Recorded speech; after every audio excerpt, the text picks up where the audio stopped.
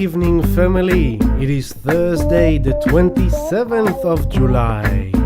We're coming up for a full moon in Aquarius. There's a natural mystic flowing through the air. If you listen carefully now, you will hear. This could be the first trumpet, might as well be the last. Many more we got to suffer, many more we got to die.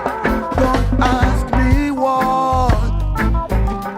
This is Natural Mystic. Things are not the way they used to be. By Playing for a Change. One and all we got to face reality. Show me your names on the screen, family.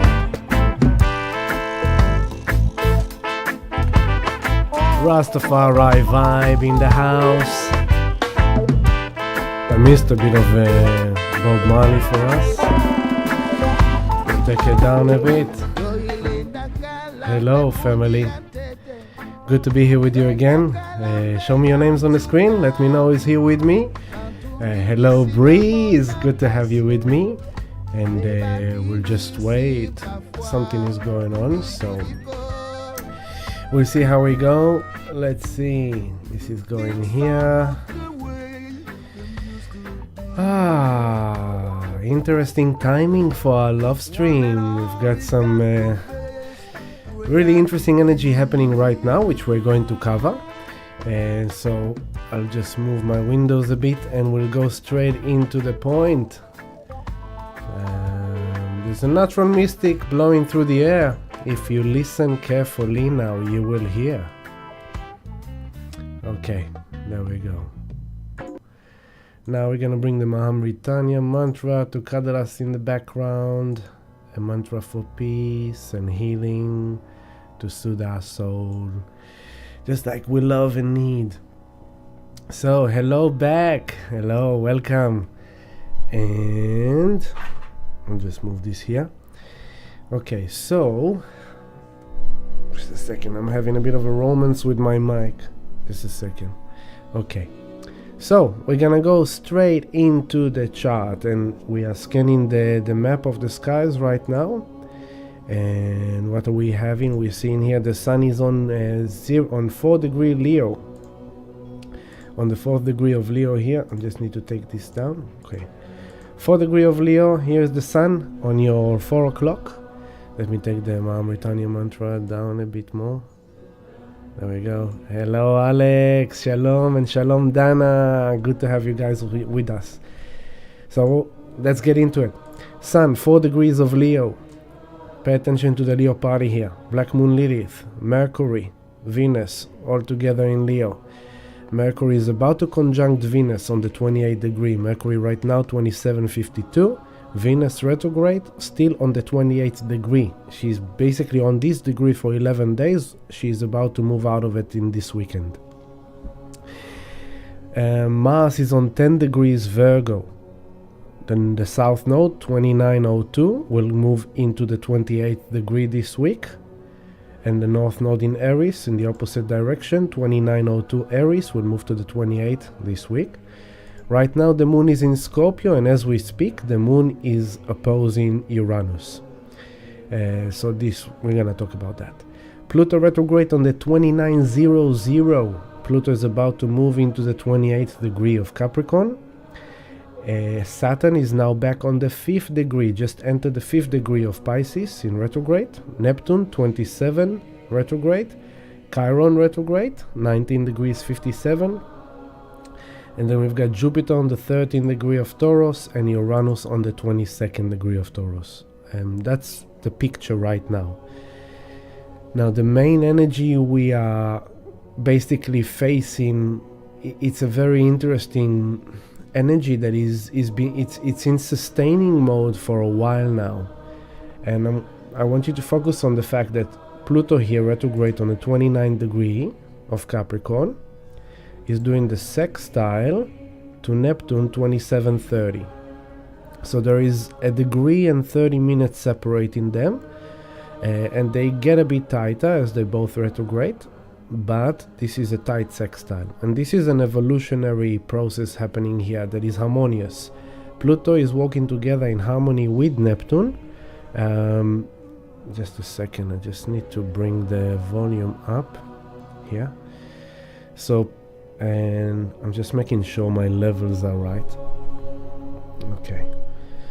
So, Pluto in Capricorn is, remember the big picture. Pluto has been here for 15 years, 15 and a half years now. And Pluto in Capricorn has come to break down the old structure, to break down the old regulation, the old character, the old identity, the old structure of our life, if in our personal and in the collective. So in the collective, it's the governance, much better. So in the collective, the Pluto in Capricorn is doing all the transformative evolutionary changes in the banking system, in the governments, in institutions, in law and order, in courts, in legalities, in famous people, celebrity people, people in power, people in control, corporates, mega power, kind of superpower kind of corporations. So Pluto is creating a lot of disruption over there. In our personal life, it has come to help us evolve beyond the identity and the character which we have kind of been molded into, especially since 2008 until now. So it's almost like we kind of molded ourselves into a certain type of character or persona or a certain duty or responsibility. Can be a business, can be occupation, can be your role in your family, can be, something that you took on as a responsibility. And now it's kind of like it's coming to this place over the last few years, especially since Saturn met Pluto in Capricorn in 2020. That was the kind of the big gong of like, okay, this karma kind of is coming to an end. It's time to end these contracts. It's time to let go of this old identity, old character, old role, old responsibility, old whatever you kind of created for yourself and also for the collective. March 2020, when Saturn met Pluto, the world stopped. The world that we knew it no longer is operating, and since then we've been watching the separation of Pluto and Saturn. So in the big process, we are now integrating the fact that the world, the way we used to know it and the way we used to live, has stopped in 2020. We've been going through a massive period of time of kind of like suspending transformation, and now it's only starting to come into that stage of like, okay, so where are we going from here? How are we evolving beyond this? How are we taking this further forward into the future? We realize that the way we used to be is no longer serving us. We realize that the job we used to do, or the business we used to run, or the way we used to run the business or life. Hello, brother Roll King, love you. And hello, Carrie, love you too. And even, the way we look at the government and the law and order and the system and the institutions and all the pharmaceuticals and all these things, because there's other, Neptune is home in Pisces as well, so it brings a lot of the pharmaceutical, a lot of the medicine world, a lot of the healing, and a lot of toxicity and all the things that happened basically. So now we have this kind of Pluto on the 29th degree of Capricorn. He went into Aquarius. He already went and gave us a flavor of the future in March till June this year. And now he's back in Capricorn saying, okay, so we saw a glimpse into the future. Now we need to create new rules. We need to create new structure. We need to create, we need to now give birth, rebirth. So in this chart, the sun is at the center and everything evolves around the sun, which is why we have retrograde. But then there is the chart with the earth in the center. This is the earth in the center. Excuse me. This chart that you're watching, it's the earth in the center and everything moves around the earth in relation to the earth. Then there is the helio chart, which within the heliochart, the sun is at the center and everything goes around the sun. And in the sun chart, the heliochart point of view, Pluto is now entered the 29th degree, and in the heliochart there's no retrogrades. Everything is always moving forward. So although in this chart Pluto will go, come back, in the helio gives us the real picture of the solar system around the sun, and in the helio Pluto is now in the 29th degree, in the final degree. And so we are really watching now this multi-months process of getting the job done, the death and rebirth, the total kind of like closure, they're wrapping it up. Capricorn is not just the regulations and the character and the identity and the responsibility, maturity. Capricorn is also the place of karma. So we are all experiencing a really deep evolutionary karmic cycle of our soul that is in this lifetime and beyond on a very big scale that is now coming to closure. And this is the tone that is in the background. So as we dive into the personal planets, the Mars, the Venus, the Mercury, the Sun, the Moon, what they do in a day by day, week to week, in the background, that's what Pluto is doing in Capricorn. Pluto is like saying, this is done, this is dead, this is abuse, this is abuse of power, this is abuse of control, this is out of integrity, this is not right, this is not where you need to go.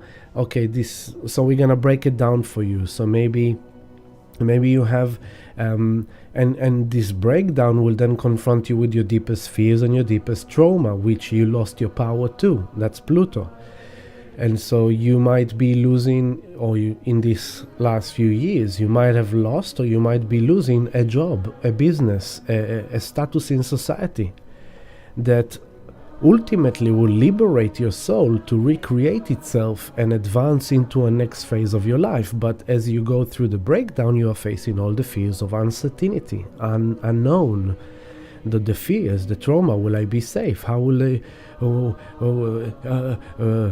Okay, so it's like my personal example again is like every all the structure of my life has been demolished. You know, my healing center, my family life, my marriage, my fatherhood, my income, my investments, my crypto journey, everything has been demolished in these last 3 years.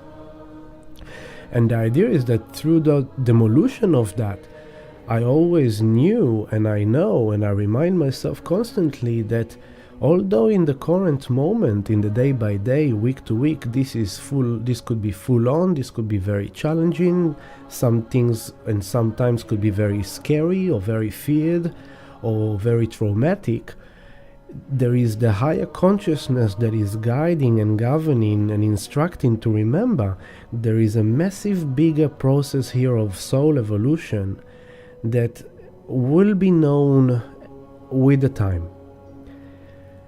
And in that way, you are facing your fears and you are facing your trauma and you are facing the breakdown and you are facing the destruction of everything you used to represent yourself by, what you used to be, and who you are in society and who you are in this life on earth.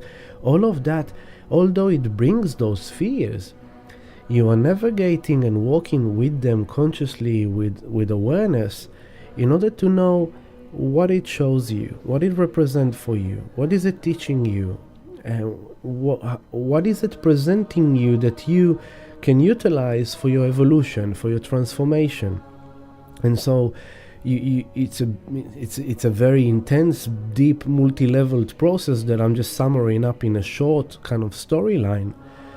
But I'm saying this because today in my reflection for this love stream, we are living through such a really busy, active, energetically, spiritually, and also on the earth plane life, that it can be very intense at times, and it can be like never ending, and every week there's another layer and another thing happening, and every month is even bigger and even stronger, and it's now been going on for a few years. And so today I reflected is that I have to remind the family, the community, that it's a journey. And in this journey, it's not like the modern times, instant gratification.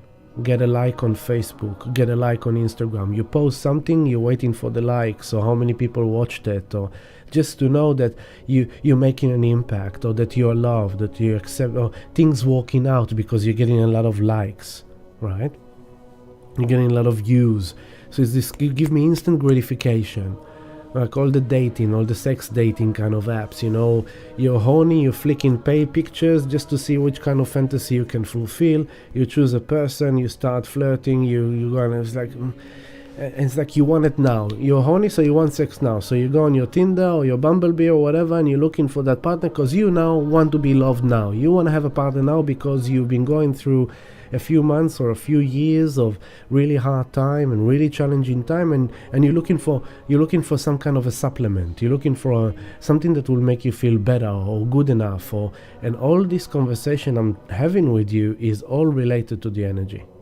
As I speak, I'm like, why am I saying all these things to them? I was like, oh yeah, that's all connected. Okay, cool, keep on going. Hello, D. Lennon from... Wow, you still in Adelaide, D. Lennon. Hello, Ruina and Gali. Love you guys. Hello, April. Good to have you guys with me.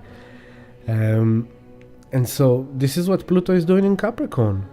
And so he's gone into the future. We got a glimpse, March till June. And now Pluto is back in Capricorn saying, okay, so now that we saw where we're going, we need to break this down. We need to let go of that. We need to end this karma. We need to finish this contract, we need to close that business, we need to sign the sale of this property or this asset. We need to we need to let go of something in order to be able to birth the new thing, which we don't necessarily know exactly what it's about, but we are on a journey. So I'm mentioning to you these slow moving planets, the Pluto, and I'm going to talk about the Neptune and the Uranus and the Saturn, in order to remind you that all the busyness of the alignments I'm going to talk to you about from now into the full moon, this is the nano details, but it's all kind of like the small little wheels that are moving the bigger wheels, and the bigger wheels are about a massive process of evolution on an historical level of human evolution on planet Earth. We are living through a time that will be written in history as the time that we lived in a certain way until now, and now started a new era. And you can see the glimpses of it. The internet, the technology, the robotics, the artificial intelligence. This is just the beginning. It's just the beginning. Space travel, Elon Musk, SpaceX, now Twitter is X. Now you can see how Twitter converted into the X branding will now be utilized also with cryptocurrency. And then with the SpaceX, that will be the way, take 10, 20, 30, 40, 50 years ahead of us into the future. Families, people will travel to space, will be on missions to space to explore other planetary options and life forms and different things in a much larger scale than until now in the last 70 years since they started, apparently. And in this travel, you will utilize the X enterprise currency.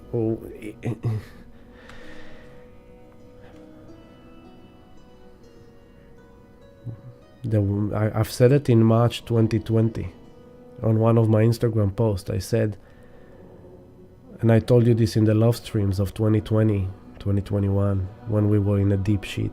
I told you, life as we knew it will never go back to what it used to be. Reality, the way we live on Earth as society, with our money, finance, government, rules, regulations, travel, everything is going to change enormously. You can see signs of it in different ways. This week there was a headline that, it's funny because until now, if you wanted to go travel to America, or live in America or work in America, you need to get a visa or a green card to enter America. Now this week the American government announced that if you're an American citizen and you want to travel to Europe, you will need to have a visa for it. So now if you're an American, live in America, you need a visa. There's all kind of interesting things, you know.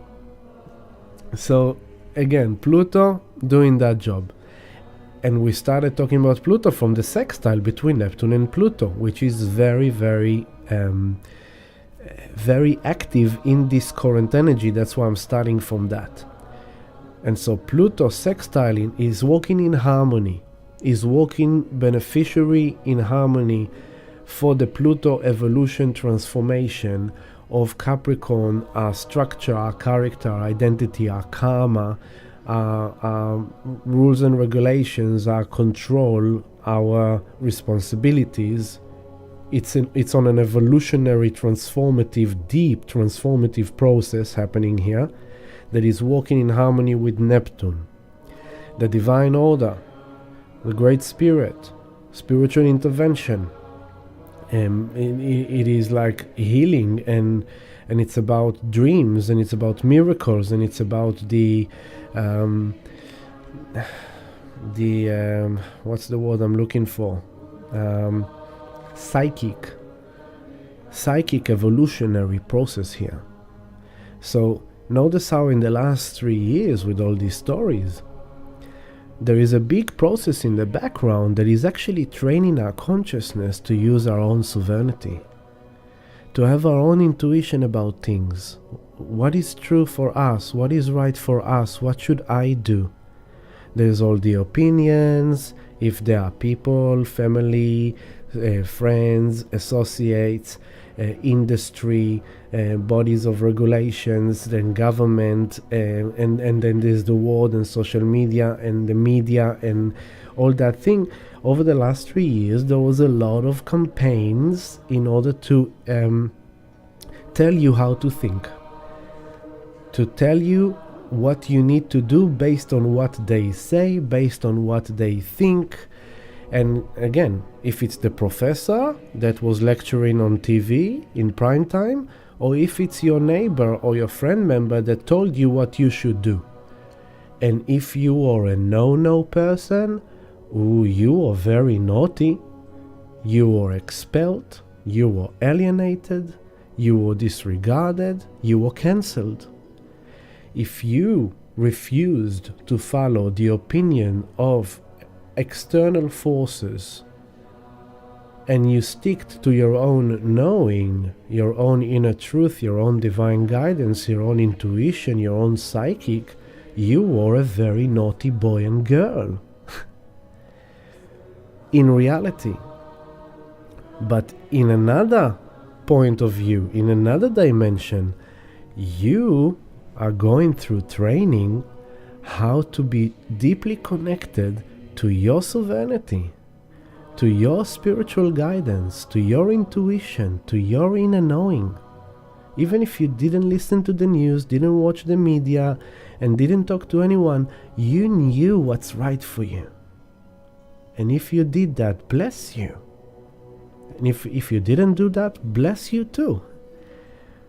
But I'm just showing you another angle on, so you go like, that's an interesting point. And now what Ami is doing to you, beautiful family, I am delivering a message, and I'm saying that as I realize it myself of why am I telling you all these things just for this example. I am giving you a message, insights, details, data, information, perception, thought, Mercury. In Leo, here I am in front of the camera with a microphone, lights on me. I'm speaking to you. Not for my ego, I know, listen to me. No, I don't know shit, man. I'm a tiny speck of dust in this cosmos. I'm just like, all I'm sharing is the little that I know, but there's so much more I don't know. But that's the Mercury in Leo. To come from the heart, to be humble in who we are, and still to carry our royal knowledge and what we have to share and speak it with love. I'm not forcing you anything, I'm just sharing with you with love. Mercury in Leo, I'm singing my song. I'm speaking my knowledge on my show with you together. And Mercury, here on your 3 o'clock, 2753, is coming into the conjunction with Venus on the 28th/13 of Leo, retrograde. So Venus retrogrades back, Mercury is coming fast forward, they're closing in on each other, they're coming into the exact conjunction tonight at 1:08 a.m. So 9, 10, 11, 12, 5 hours, less than 5 hours from now, it's the exact conjunction, but it's already here as we speak. And so Venus is in Leo. We're gonna be talking about values, family, love, relationships, job, career, money, investments, finance, health, things we value. In Leo, the heart, the royal heart. And there is a star in Leo constellation called Regulus, and Regulus is on 0° Virgo right now. Okay? So it's pretty much in conjunction on Regulus. And Regulus is the heart of the Leo constellation. It's the royal place. So this is kind of like this Venus retrograde, Venus stationed on this 28° on last Saturday. And it's still on the 28°, sitting there. And it's sitting there in reflective mode, in reassessment, in the search, in the quest of what do I want? What do I value? What kind of life do I want to have that is soothing me, my soul, my heart? If I want to have more fun, to be happier, to be, to live in my kingdom on earth, I want to understand what is out of whack, what is not in the right place that I need to readjust, I need to redefine, I need to I need to re-examine. I'm examining. That's what Venus is doing in Leo retrograde. Examining and reviewing her love, her job, her health, her life, her home. Venus, home, family, relationships, our connections, our friendships, how we are in love, how we are being in relationship, how we are being in our job, how we are making money, how we are investing our money, how we are spending our money, how we taking care of ourselves, of our health, of our body. How do we feel about our body, about our sexuality, our sensuality? And it's very common in Leo retrograde. I had a few cases of that in the last sound healing meditation, of people in Venus retrograde in Leo, people feeling not sexy, people feeling not attractive, people feeling like they lost their spark, they lost their figure, they lost their sex appeal, they lost their touch, they're feeling undesired, they can feel unattractive. So then they sit with this yucky feeling that is preventing them from feeling royal. So if you are experiencing that, yep, it's on the map. Why? It comes to show you. It's like, hey, what are we gonna do about that one, baby? So one of my best kind of homework in this situation is like, hey, if you want to feel sexy, if you don't feel sexy, you need to make yourself feel sexy. Yeah, but no excuses. How can I make myself feel more sexy? You can wear sexy lingerie underneath your work uniform. Nobody knows. Yeah, but what's the matter? I don't have any partner to sleep with or to make love to or to have sex with. It doesn't matter. If you need to feel sexy, you go and make yourself feel sexy, with or without a partner to share it with. Because what's important for you, what's calling for you, is to feel desired, attractive, sexy. And so, hey, what about dressing up in an attractive, sexy way and just kind of, even though you're going to your same workplace, the same routine, doesn't matter. You need to feel sexy and attractive and good looking. Go and do that. Not for anyone else, for you.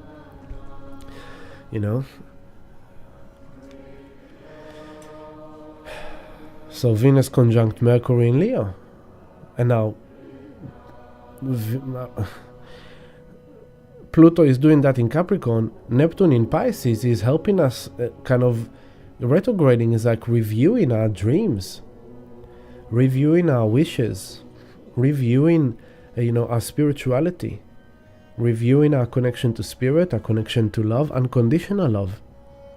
So Venus in Leo is kind of like, I want to feel, people in relationship can find themselves suddenly complaining about their partners, I want to have more affection, you don't really hug me, and I don't feel sexy with you, because you don't give me any attention.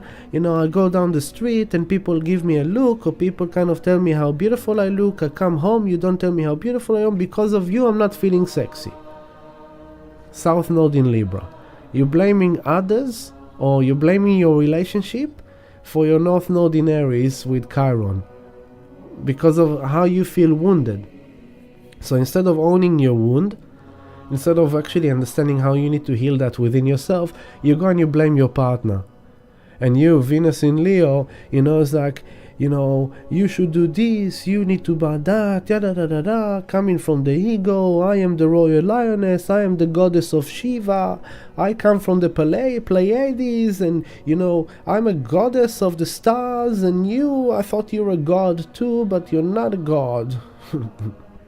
People go into kind of like weird things, because although in this chart Black Moon Lilith is on the 22nd degree of Leo, in the real location, I don't know why there's a glitch with Black Moon Lilith, but she's actually on the 29th degree. So Black Moon Lilith is conjunct Venus and Mercury, and so Black Moon Lilith is the shadow feminine of Venus. She's kind of like, he's coming back from work and he doesn't even tell you a compliment. Yeah, you deserve a better man. Yeah, you know what? Just dress up sexy, make sure that he notices it, and go out until late night and don't come back. And allow yourself to flirt with other men because you deserve to feel sexy. And be careful. Be careful. That's the trick. Black Moon Lilith is coming here to kind of like rub Venus a bit, and kind of like persuade her into a shadow. And the thing is, like, Neptune, although Neptune promotes our healing and our dreams and connection to spirit, Neptune is also the place of our illusions, our deceptions, our subconscious bullshit that is playing out as conscious behavior. What is the subconscious? The subconscious is the things that we are not aware. That's the subconscious. It's underneath our consciousness. So it drives us to think in certain ways, or behave in certain ways, or do certain things, but and consciously we think we are conscious of it, but actually we are not conscious of it. It's a subconscious pattern pretending to be conscious, and then there is a certain result of that unconscious behavior that then suddenly shocks you, the conscious person, the conscious being, and you go like, fuck, why did I do that? A typical thing is like, you're a mother or you're a father and you come home from work, and your child is seeking your attention and they don't get your attention because you're busy on the phone talking to your friend. Tell her how much your boss annoyed you today, how much your colleague annoyed you today, while at the same time your child had a bad day in school and they've been bullied or whatever, and you're just too busy in your bullshit. And then and they keep coming for your attention because they are wounded. They seeking their mother or father support, and you go like, can you please let me go? Can't you see that I'm busy? And what are you doing to the child right there? You are making the child feel, know that there's no one there for them. That not only they didn't get their mother, father, compassion, love, attention in their time of need, they actually got disregarded, they got screamed at, they got bullied again. So they got bullied by their parent while they came to seek comfort for being bullied at school, and you're not aware, you think you're fully conscious, like your child is just being over needy. So you're trying to coach the child not to be as needy, so you're giving that to them. It's like, no, it's totally cool. Then you hang up the phone and your child doesn't come out of the room. And you go, where are you? You still scream. You're still in that kind of rage mode that you think you're a parent that need to discipline their child, and you're not even clueless. You have no idea what's going on there. And you go into the child room and you find your child crying in bed. And then suddenly something hit you. You go like, fuck, what's going on? So you softening up and you come into the child, and then the child cries at you, complains to you that this is what you did to them and that's what happened to them, and suddenly you go like, shit, why did I do that? You sit with yourself later and you reflect, why did I react like that? I thought that I was kind of totally right, and suddenly I realized that it wasn't the right thing to do. That's how the subconscious plays with our conscious, and that's just one example. A good woman or a good man, marriage, everything, suddenly they found yourself in an affair. Out of nowhere, they're rolling in an affair. And they have the sex, and in the moment that they kind of have that fling and they get together and it's all exciting, consciously they think they are right, they got the right point of view, they know exactly what they're doing, they deserve to do that, they convince themselves of 1001 bullshit stories. And they have that sex and passion and yes, and then it's all on that night, or a day after, maybe a week after, maybe a month after, maybe a year after, maybe 10 years after. Depends on the progress of that soul. Suddenly they have a conscious moment when they realize, what the fuck did I do? Why did I do that? Why? They look at their family and they see love and happiness, and suddenly they go like, why did I do that?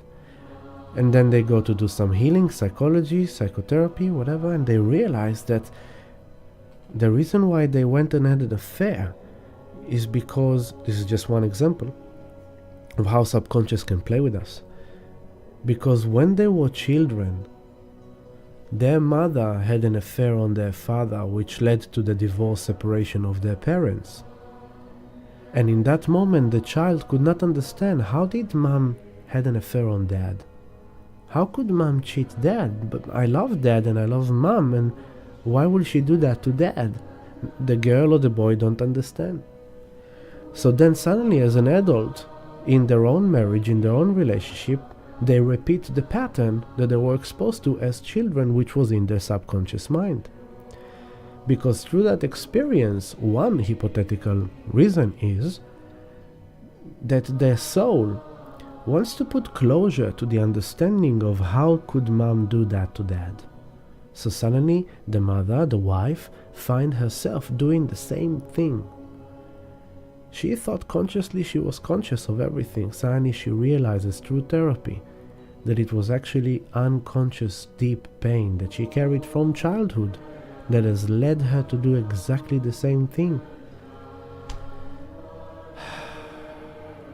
So why are we talking about subconscious, unconscious, and conscious? Because Pluto is the unconscious. It's unconscious from a place of, it's beyond this lifetime. It's on a soul level of why you need to live a certain life in a certain way to experience certain things. If you look at a lifetime, you've been through 60, 70, 80, 100 years, bless your soul, for a long life, of many experiences. Most of them good, but there was some harsh, bad, traumatic experiences.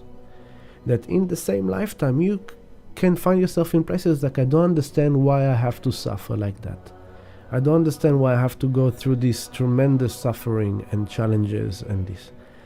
Because you don't have the soul that is beyond time and space, that is multidimensional, multi-incarnational point of view.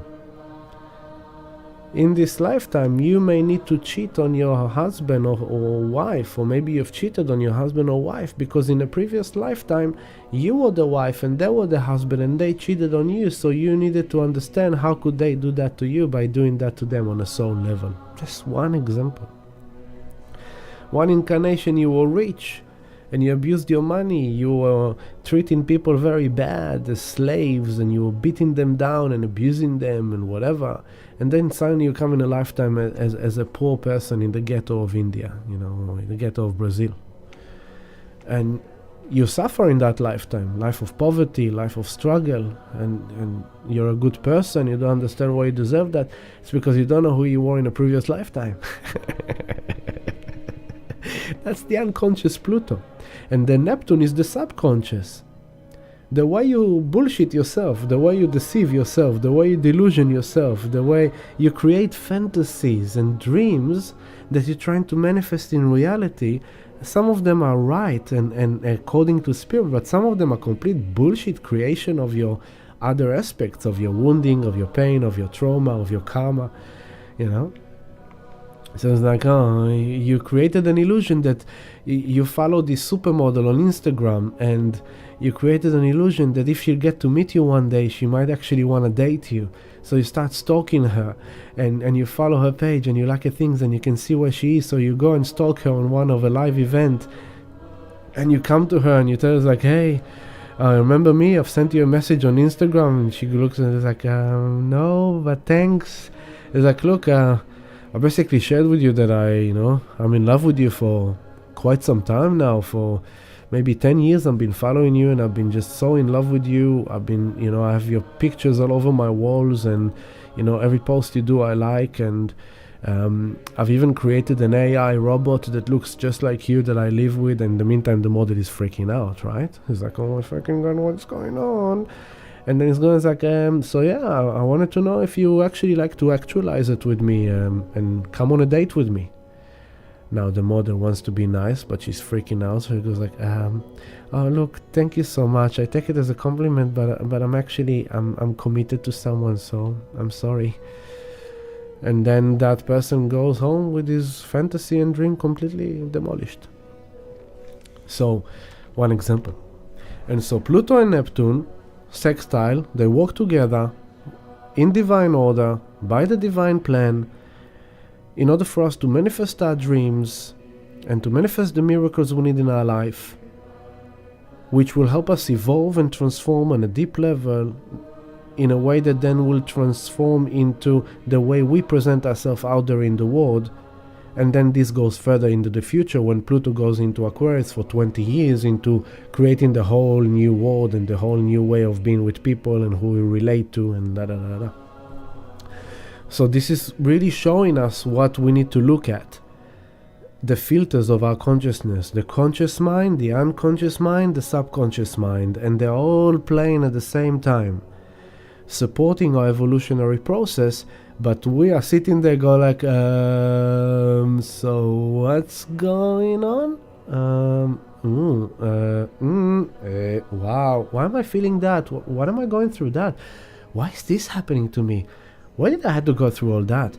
Why do I think like that? Why do I feel like that? What do I want to do? It's like, is this really right for me?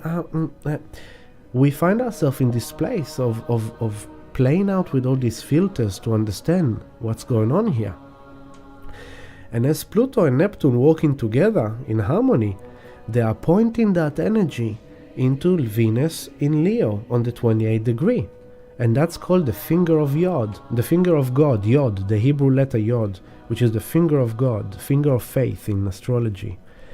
And so this is a very fateful destiny kind of times in which we are actually guided the most out of everything to actually sit with this process and not to rush into any out of nowhere actions and things that are based on medicating, supplementing, replacing, delusions, deceptions, illusions, and kind of like, it's like, whoa, wait a second, it's much bigger than we realize, it's much deeper, and it's much more important than just like acting on the moment-to-moment, day-by-day process. There is a bigger thing that is happening here as the days go by, that if you really want to make the best out of it, just watch every day, just hold space for this process. Venus retrograde is all this energy of Pluto Neptune pointing at Venus. It's directly at our relationship, love life, jobs, finance, investment, health, values, directly pointing at that. While home of Venus is Taurus, Who is in Taurus? Jupiter and Uranus. Jupiter wants to manifest more abundance, more love, more sexuality, more pleasures, more quality of life. And he knows how to do that. It's in Taurus. It's through his skills, it's through his talents, it's through what he already have, what he already own. That's where the expansion is. Not in something you don't have. It's what you already have. It's what you already know. There is the treasure box. There is this kind of like blessing, expansion, as Jupiter is traveling towards Uranus here on your 7 o'clock in the chart. And Uranus is in Taurus saying like, let's evolve higher. Let's take it higher. Let's experiment. Let's break out of the old mold, the old structure, the old thing. Let's try radical new experiences. Let's see how we can change the way we look at love, change the way we look at relationship, change the way we look at our job, at our money, at our investment. Let's be open and flexible to sudden changes. Things change. Everything is kind of changing out of nowhere. And Uranus brings this futuristic self. Uranus rules Aquarius, where Pluto is gonna move into next year. And so Uranus is coming here in Taurus to do the kind of like lightning kind of electric shocks that kind of juggle things around and move things around to help us break out of the Taurus structure, routine, habits. This is me, how I live my life. This is where I go to eat. This is where I go to work. This is my diet. This is my finance. This is my investment. This is my this. Uranus is like, hey, it's time to rethink this. I'm throwing a curveball at you. Boom. It's like, whoa, I didn't see that coming. What do you mean? So, since Uranus moved to Taurus, what did Ami say to everyone? Study Bitcoin, learn Bitcoin, adopt Bitcoin, get to understand Bitcoin. It's the future. Blockchain technology, it's the future. We are not going to have paper money anymore. We are not going to have the way things used to be. It's going to be more technological, more advanced, more electronic. Adopt it, because, it's like, no, but I like it like that. Some old generation, 70 years old people, God bless their soul, they're still coming to the banks with checks. They're still writing checks, It's like from the 80s. While the youngies come to meditation with their phone, like dick. So that's what Uranus is doing in Uranus and Jupiter in Taurus, saying like, use what we have, use what we know, and let's expand it further. Let's take it to a whole new territory. Let's take it to a whole new vibration. And I'm mentioning Jupiter and Uranus in Taurus because this is the home of Venus, which is guided to this Pluto and Neptune. So it's like, don't fall into kind of illusions that you now need to make a radical change and go somewhere else you never explored before. Like, you're in a marriage, you're in a beautiful family, and suddenly you think that by having the affair and going with the other man or woman, your life will become a whole different thing that is more according to your dream. It's a fantasy, it's an illusion. The beauty and the love and the happiness it's around you. It's what you already have. But I have to take a little break. So I'm gonna let you sit with natural mystic blowing while I relieve myself and come back to you in a moment. I hope you understand. But if not, sit with that.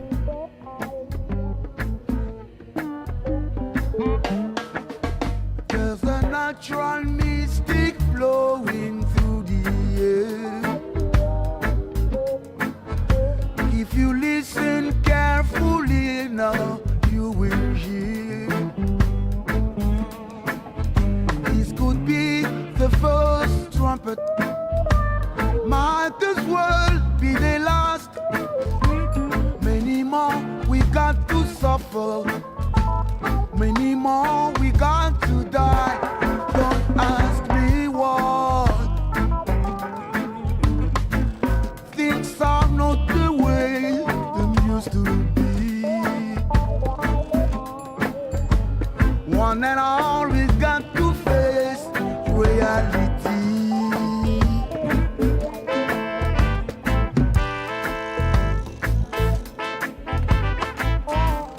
Rastafari. I'm back, baby. Okay. Thank you, Bob Marley, for these wisdom words to remind us to listen to the natural mystic blowing through the air. So, thank you for your understanding. I just needed to relieve myself. I've been drinking lots of fluids today, just trying to get better with myself. Hello, chat room. Hello, Nina.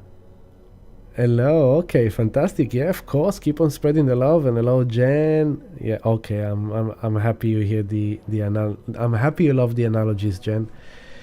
I'm happy because that's what it's about, relating to other people somehow, so we can connect. And so Venus is been in this alignment. So you can see Venus here 28.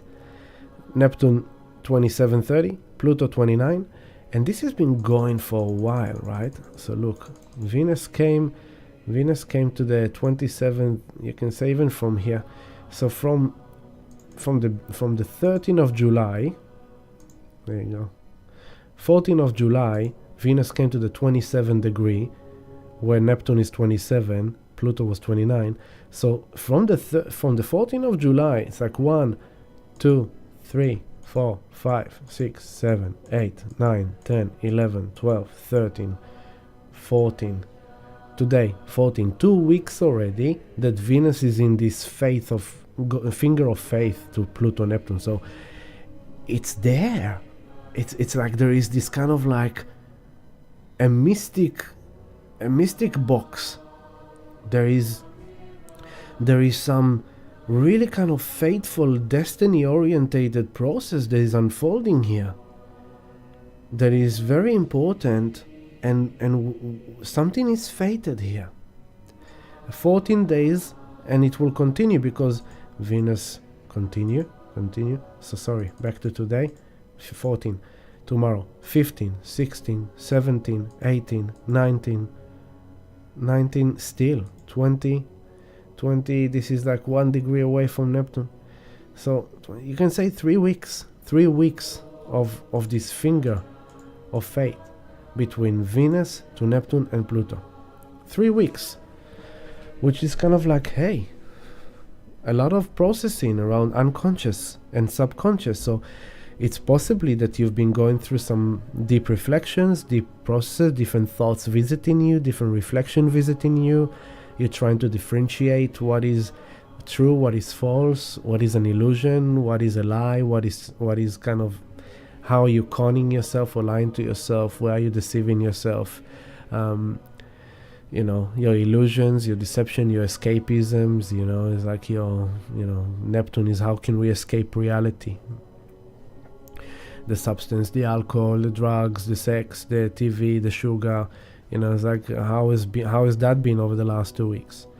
In the media, you can see the crazy show.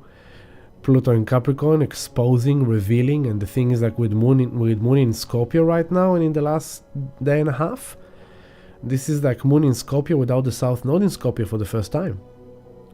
And so now it's like, until now, the South Node in Scorpio was kind of like, I was like, no, that's an illusion. Now there's no more illusions. What you feel deeply is what you feel deeply. Like until now, with the South Node, we were kind of like, oh, maybe I'm delusioning myself, or maybe that's a lie, or maybe that's a deceit. Now there's no more of that in Scorpio. Now Scorpio is really free to feel things for what they really are, on a deep level. And so, and right now as we speak, let's say, right now, there you go. The Moon 22-29 Scorpio, and Uranus 22-38. So as we speak, the Moon in Scorpio is opposing Uranus in Taurus. So what kind of emotional processes you are having today and right now, tonight? What are you feeling deeply inside of you? What is these feelings? What is these emotions? How did you feel today? And it's opposing Uranus in Taurus, like, maybe things relate to your trauma. Uranus rules trauma and other people. Might feel maybe how do you deal with your anxiety? How do you deal with your nervous system? How do you deal with things that suddenly changing? How do you deal with your own, the things that don't make you feel safe, you know? Comes the moon in Scorpio, deep feelings, deep emotions, deep fears, deep pains, the shadow aspects.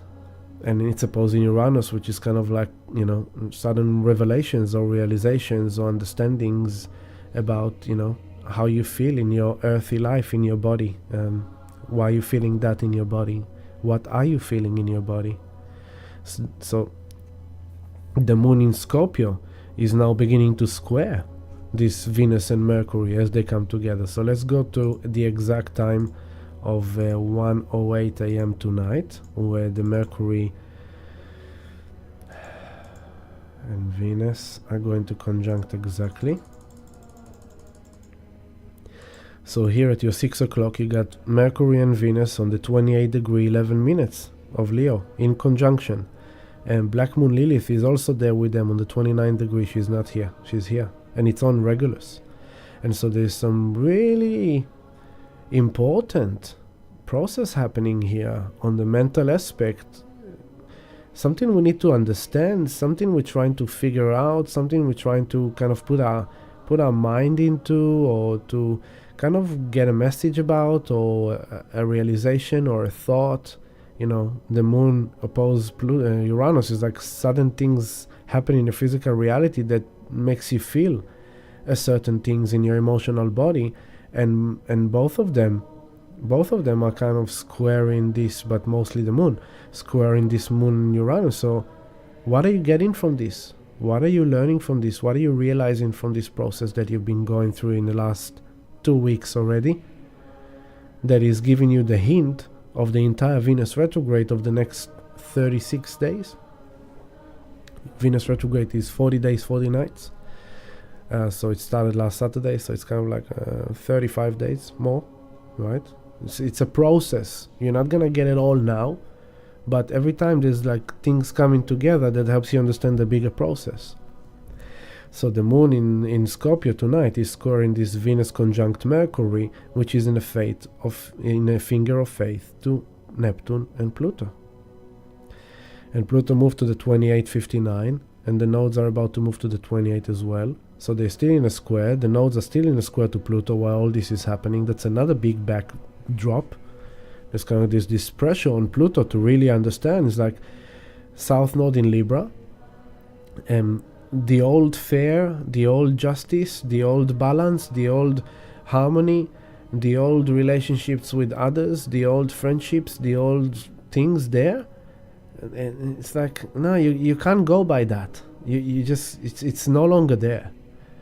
It's like North Node in Aries. It's like, it's about you. What do you want? Where do you want to go? How do you want to feel? What kind of a person do you want to be? Yeah, but society perceives you as a Chinese doctor or as a yoga teacher, but suddenly you want to be a belly dancer. But, you know, it's like, you know, people always, you know, for many years when people come to sound healing meditation, they see me wearing my white uniform. I wear my white uniform. One time, it was years ago, every week I had this lady coming to sound healing, every week, for months, for years. And she sees me in my white uniform. And then one time, 3 years after, she saw me on the beach walk, wearing jeans and jumper. Her jaw dropped. She looked at me like, Ami, you're not wearing white? And I was like, no, I can also wear jeans and a jumper.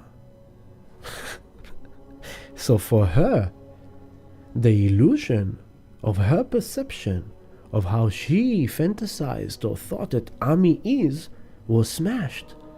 She didn't know how to react to that. She didn't know how to behave to that. While for me, it was kind of like, I don't like the prison that you put me into. I'm more than that. Ami is not just that. You know, people who know me through sound healing know me as Ami the meditator, sound healing, therapy, healer. Not everyone know that before sound healing I was an entertainer that made hundreds and thousands of people jump and dance with percussion, with music.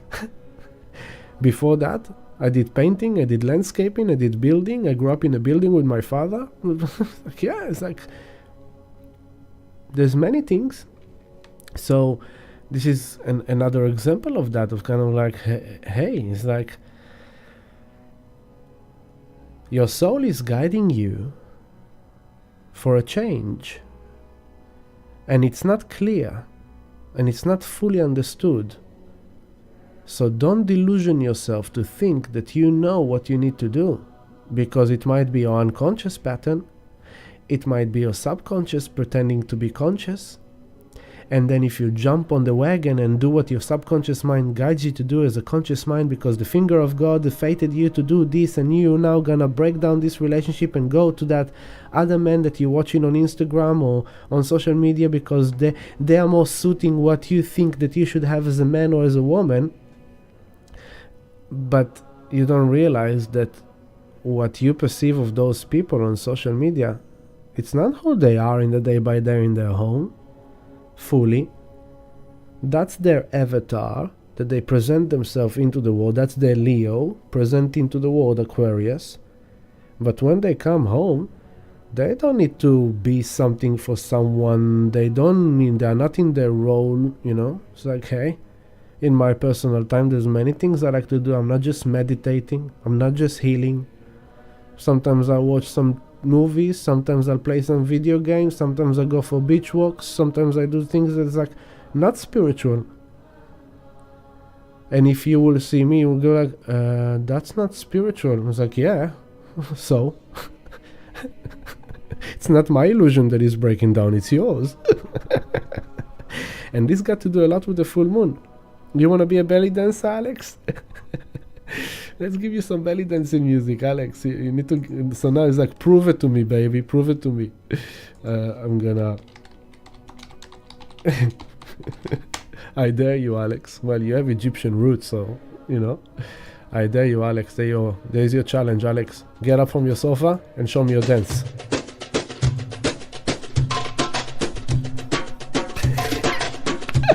Everyone dance, everyone. Come on, dance. Belly dancing is fun, you know, you move your belly. This is like all my childhood I danced this kind of music. In family gatherings, events, you know, we all shake our bottoms, we all shake our chest, move with our hands. Yay! Belly dancing, Kadima, let's go. Are you dancing? Take a picture of you dancing, post it on the Telegram chat room.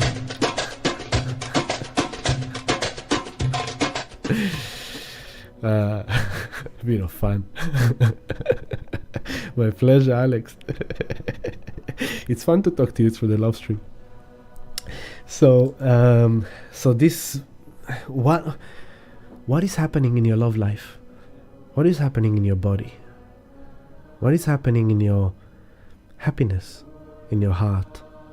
What is happening in your royal self? What is happening? You don't fully understand yet, you don't fully know yet, but pay attention. Pay attention to the things that just, these subtle things. Neptune, Pisces, it's subtle, it's mystic. There's a natural mystic blowing through the air. It's just something just clicks. And then something comes in. And then one other day passes and that feeling visits you. And then another day passing and suddenly that information is coming to you. And it's all little subtle things that are slowly morphing themselves as this evolutionary transformative guidance from spirit is coming.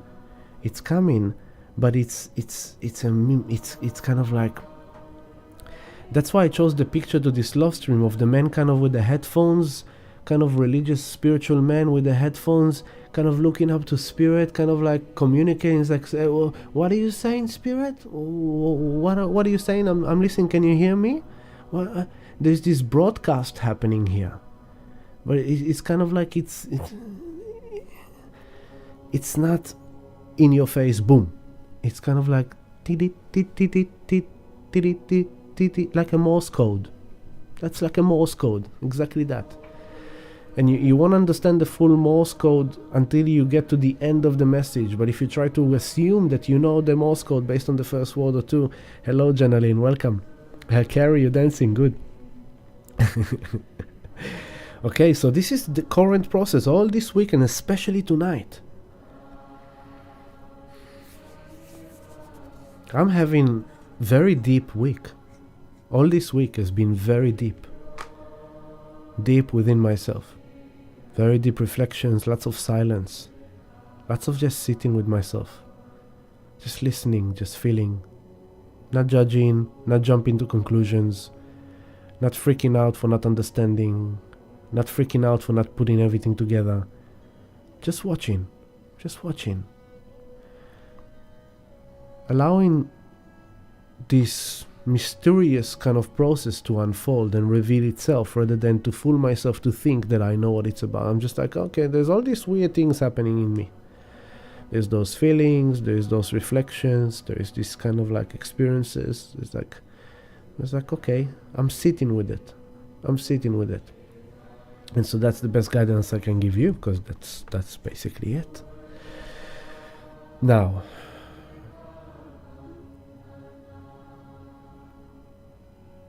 in the day that Venus breaks out of this yod, out of this alignment to Venus, to Neptune and Pluto, on that day, Mercury will enter its shadow zone. So what's happening now, that this Mercury-Venus is not long, because Mercury is flying fast. And so Mercury is coming to Venus, aligning with Neptune and Pluto, delivering a message, maybe in your dreams tonight, maybe just feel it, just be willing to observe. You don't need to look far. It's inside of you. It's in your face. It's in your consciousness. It's in your feelings. It's on Moon in Scorpio. It's in your deep emotional body. It's intimate. It's something inside of you is happening. And then Mercury, by tomorrow, by Saturday, 7:31 a.m., Mercury is already moving to Virgo. So Mercury meets Venus on the 28th degree of Leo. And then by Saturday morning, 7:31 a.m., Mercury is already in Virgo. Virgo is home of Mercury. And Mercury is going to retrograde in Virgo in August, into September. And so all this year we have Mercury retrograde in Earth signs, a physical reality. The beginning of the year, Mercury retrograde in Taurus, together with Uranus there. You remember? Mercury came on top of Uranus, came back from Uranus, moved on from Uranus. There was a big process there of Mercury in Taurus retrograde, the beginning of the year. Now, Mercury comes to Venus, aligned with this Pluto and Neptune, downloading something, going into deep process of understanding, realizing something, and then he goes to Virgo, his home, to look at the facts, to look at the details. And now we have a very kind of a strengthening foundation we should lean on, which is the Virgo, because we have Mars in Virgo, and now we're gonna have from Saturday Mercury in Virgo. And so Mercury is home in Virgo. Mercury is very happy to be in Virgo, because then Mercury can put his mind into the fine details, really look at the numbers, look at the letters, read the agreements, sign the contracts, getting really fixing the diet. Okay, so have breakfast on that time, have lunch, pay attention more to the time, be more embodied, more grounded, detox your diet, detox your mind, detox your life, take care of things. And so Mercury will put his mind into these fine details of life to help us organize things, to help us get our shit together. Because remember, Saturn and Neptune in Pisces retrograde, they're kind of like, everything's a bit loose, so it can be a bit kind of like, maybe a bit lazy, maybe a bit hazy, maybe a bit kind of letting things pass by. And now Mercury and Mars coming into Virgo together, and Virgo opposes Pisces, and Mars and Mercury are gonna come and do this process of like, okay, listen up. Get your shit together. Stop being this and this and this and that. Get into action. Take care of your home. Take care of your health. Take care of your body. Take care of your business. Take care of your paperwork. Take care of your documents. Let's just focus on factual, down to earth, anal, boring walk. Hey, but I don't know what's going on with me. Okay, but focus on the fact that right now you need to wake up, go and take a shower, get dressed. You need to be at work by 9 o'clock. Come on. Okay, you wake up in the morning and you feel a bit of heartbreak, or you feel a bit of depression or whatever, you know, those mornings like, and you go like, I don't feel like getting out of bed today. And suddenly your conscious mind kicks in and is like, stop talking bullshit, get your ass into that shower right now, go wash yourself and dress up and get your shit together and get to work. We have bills to pay. Mars and Mercury in Virgo. Saturn and Neptune in Pisces. That's alright, you know, maybe I'll just take a sick day. Mars and Mercury in Virgo is like, don't lie to yourself. We need the money. We need to pay the bills this month. We can't afford now being too luxurious with let's have a sick day. Keep the sick day for times you'll be really sick. Now go to work and do the work. I don't feel like doing this paperwork. Oh my God, can someone do that for me, please? I'm Venus and the Sun in Leo is like, can someone please take care of my business? Can someone please fix my life? Can someone please clean my house? I'm just like a royal king and a queen. I'm very lazy with Saturn and Neptune in Pisces. I'm very loose. Don't really feel like taking care of myself that much. I'm not feeling sexy anyway. I'm not feeling attractive anyway. I'm not happy about my love life anyway, so what's the point? Kind of like, oh, let's just, the shit just pile up and the house, and then so Mars and Mercury in Virgo are gonna help that. You're gonna go like, okay, no, listen. Get grounded, get into your body, start taking care of yourself, start fixing your life. It's good. But Mercury comes into Virgo after meeting with Venus in this alignment to Neptune and Pluto, and as Venus go retrograde, she goes all the way retrograde. Mercury kicks into Virgo. It's like, okay, so what am I making out of this? Just a second.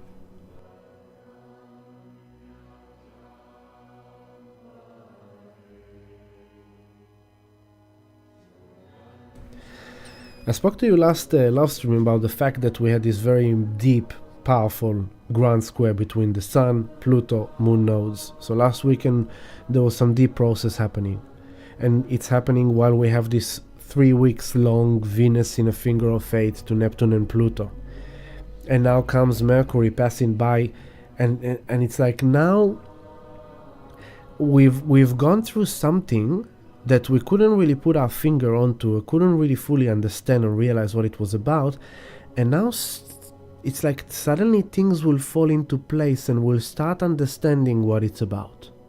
Not overnight, but as the days go.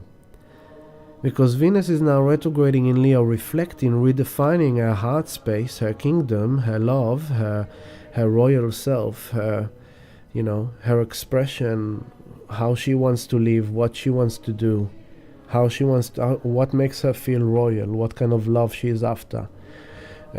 What kind of feeling she's after, how can she feel sexy again, how she can feel attractive again, how can she feel loved again, how can she feel abundant again, how can she feel vibrant and in her spark of life again. She's missing that. How can she achieve that? So then Mercury goes into Virgo to really look at the fine details, to look at the earthly reality, facts. You're doing that, so it makes you feel like shit. Stop doing that, do that instead. Instead of sitting on TV, watching TV, eating sugar, wake up early in the morning, go to gym, you'll feel fantastic after. Oh, but I can't afford paying the gym. Okay, wear some tracksuit pants, get out of your house and just walk around the block as many times as you can for free. I need to do sit-ups, but I'm not doing sit-ups. Like, just drop on your floor as you think that thought and give me 5 sit-ups. I need to build my flexibility. I need to, my legs are so, why is my leg so tight? Just get off your ass and just do a stretch. It's like, don't let it become this ongoing saga of illusions and da. Just Mercury and Mars in Virgo, just take simple action and just fix it. Now get up and do a stretch. Your back is sore and you're sitting on the computer and you're typing and you feel your back and you go like, oh, okay, I still have to go. But you're not fixing your posture. Fix your posture. Just sit more properly. Your chair is not right. Maybe get a new chair. Your posture is not right. Change your posture. Maybe you've been sitting too long, so maybe stand up and do some walk while you're standing up for a while. Maybe go to the post or go to the supermarket to kind of break out and come back. So this kind of like, let's take action to feel better. Venus is allowing us to reflect in Leo about what needs to change and redefine in our love life, in our kingdom. Mercury and Mars in Virgo bringing us down to the earth, down to grounding present. It's like, just take care of this, fix this, move this, do that, don't do that. Jupiter in Taurus says your blessings are already within you, they are around you, the tools you need, the skills you need. This is where your expansion is. You just need to, Uranus in Taurus, take it to the next place, take us to the next level, allow yourself to be flexible with yourself and change. And so this is happening. And the other thing I wanted to say about that is that the Venus-Mercury alignment that is happening tonight, 28-11, the nodes are on 29, about to move to 28. So if I'll take it, there you go. If I take it to, there you go. By Friday evening, tomorrow, 6:15 p.m., around 6 p.m. tomorrow, the moon node's already shifting to the 28th degree. So now, this Venus and Mercury is now on the 29 by tomorrow evening, 29-12, Venus still on the 28.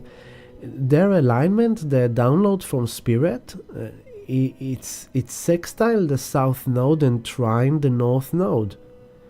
And so it's harmonious for the past. It's kind of like it's harmonizing past experiences with other people, past experiences in past relationships, by following the self.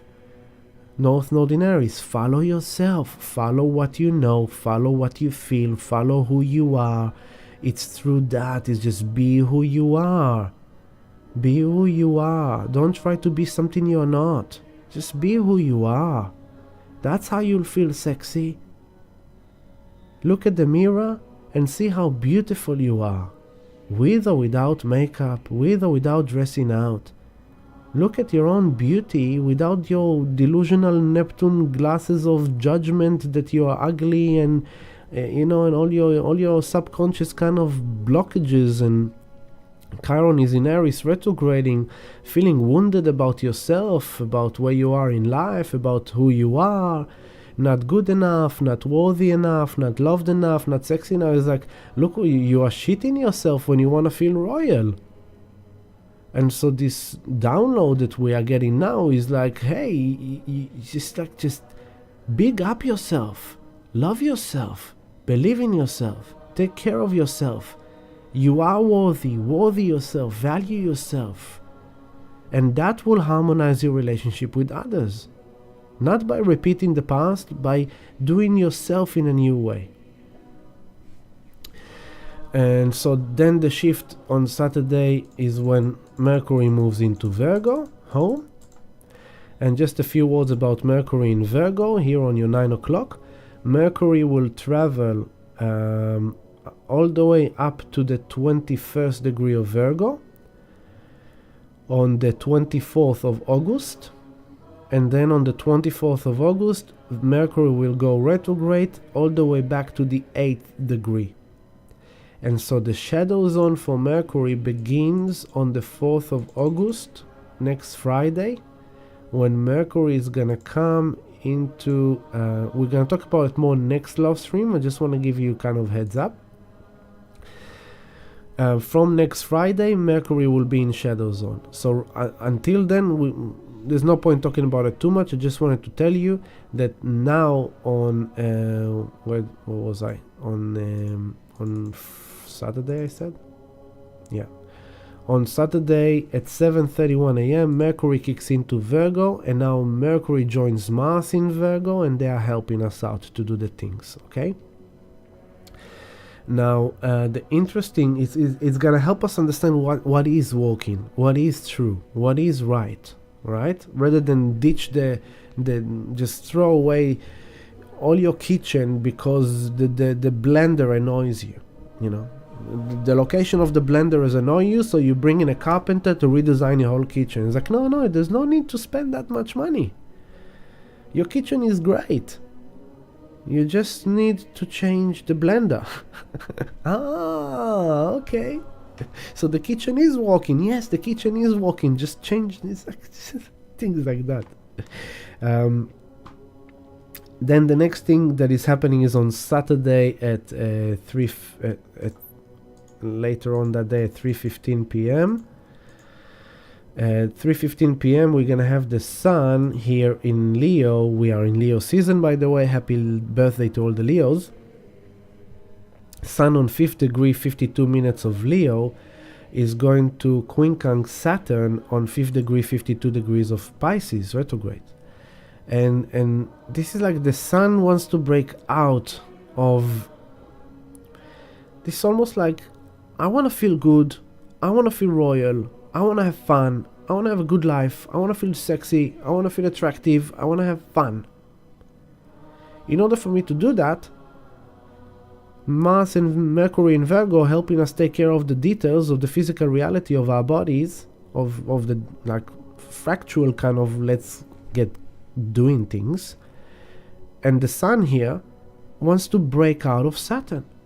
His laziness or his looseness or hazy or kind of like allowing things to pile up or kind of like a bit confused or a bit lost, and it's kind of like hey, it's like I really need to change this. This gives us an insight to kind of how we can break out of that by doing the work, by working on things that we can.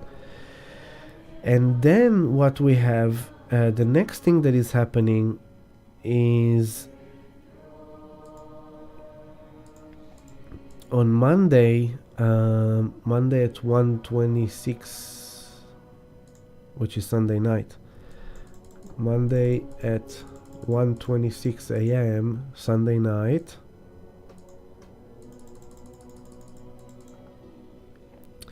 we have the exact quincunx of Venus 27:27 in Leo, 6 o'clock, to Neptune 27:27. So Venus is moving from the exact lock to Pluto, the quincunx to Pluto, and she's locking in on the quincunx to Neptune. So the unconscious evolutionary process was triggered, and now she's coming into Venus to get some healing, to understand what healing need to be done, to understand what is that illusion, to understand what is the truth and what is the lie. It's like the message is kind of becoming clear, and the moon is already in a dark, rising into the full moon in Capricorn. Before that happens, as I said, now the moon is in Scorpio, then the moon moves into Sag, and at the end of Sagittarius on Sunday, on Sunday midday, the moon will trine Venus. So we might feel like, okay, so this is what I'm learning from this. Okay, so this is what I'm getting from this. It's a process, but the moon is helping us then on Sunday to feel what we are learning from this. And then the moon will go into Capricorn, and I said on Sunday night we have the Venus exact with Neptune, and this is already like 2 days before the full moon. Sunday night, 2 days before the full moon. So this is now the cooking dish that is preparing us for the full moon. And then the moon will be exact in conjunction with Pluto on Tuesday, at 12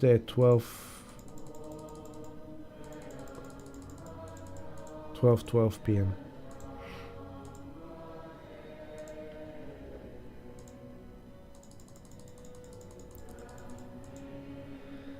You saw what happened now?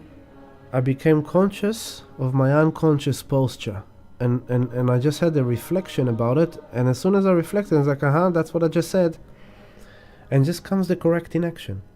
That's what I'm talking about. Just Just do the walk. Just take care of the message in the moment. You're feeling something, you are thinking something, just act on it. Don't, no, it will be alright. Just fix yourself. Tuesday, 12 p.m. The moon will be conjunct Pluto. Very intense. Feelings, suppressed feelings, restricted feelings, feeling of not being in control, feeling of subjected to fears and traumas. This is happening while Mercury is already on the 4th degree of Virgo. Mars is already on the 13th degree of Virgo. Venus is now on the 26th, so Venus is breaking out of that finger of God, the finger of fate. Okay? So Venus is now breaking out, and now the moon comes to Pluto, and we are really feeling something. And this is like, this is literally 12 hours, 16 hours before the full moon. So the full moon, emotions rising, feelings rising, processes coming up to the surface from the unconscious, from the subconscious, things emerge up, coming into us to be felt, to be embodied. And comes this moon with Pluto.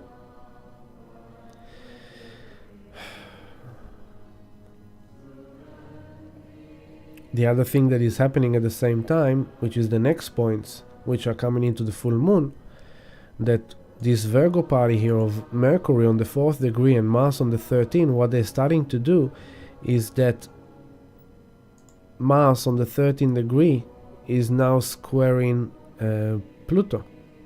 Jupiter, sorry. Jupiter in Taurus, okay? Sorry, it's trine. What is it? Yeah, Mars trine Jupiter. So it's exactly after the full moon, but it's happening in the background. So the action we can take in our physical body, in our physical reality, by taking care of the details, of doing the boring walk that you think it's boring, but through those boring things, the subtle insights come through. So you go to meet your father for a boring lunch, or you go to meet your mother, or you're going to meet your boss or your colleagues, and you think it's going to be a boring lunch talking about business, and you don't really want to talk about business, and suddenly you go to that lunch, and as you are in your business meeting, there is an interaction there that is just invigorating, and you did not expect it, and suddenly someone told you something that made fully sense to your inner process, and you did not expect it. And so Mars in Virgo, by taking action and taking care of the walk, doing the boring walk of cleaning the floor, doing the washing machine, doing the dishes, or fixing your office, or taking care of the paperwork, as you do that, something comes in. Jupiter in Taurus, there is some kind of wisdom or bigger understanding or bigger reward that it's a trine, it's beneficial, that it's coming through that. There is some kind of benefit coming through doing the walk.